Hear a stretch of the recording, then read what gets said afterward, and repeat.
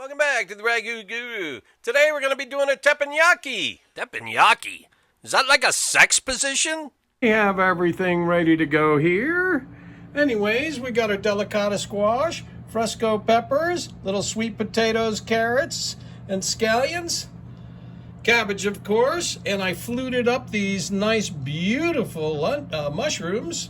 And of course, sprouts will go last. The beef, skewered up the lobster tails, and then of course the pineapple. We'll get to that in a minute.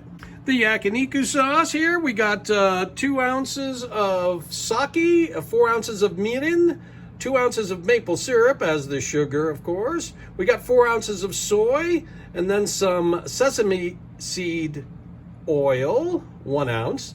And then over here I have garlic, ginger, some of those beautiful crushed peppers, those hot peppers, and sesame seeds.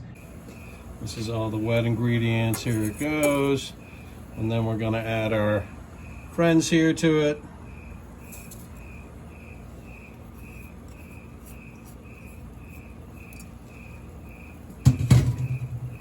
Stir this in, heat it up, turn it down.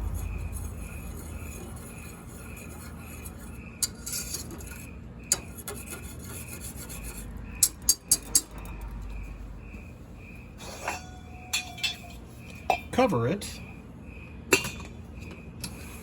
and then let it sit. We're going to be putting all our vegetables on the palette there, minus a few things, of course.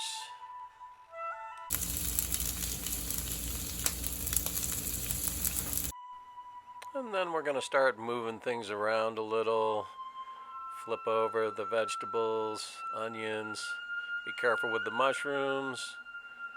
And then we're going to be moving them aside, put our peppers on. And now that everything's scooched aside, we're going to be putting on the surf and turf. Lobster tails, meat.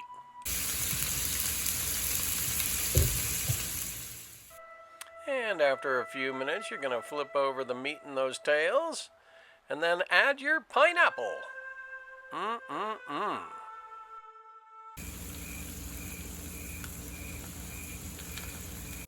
All right, plate up time.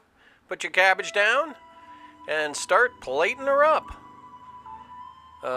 Wait a minute. I think that Yakiniku sauce is in my way. Here, get that out of the way. All right, now move everything around and get it pretty. And of course, a little flyby since it looks so good.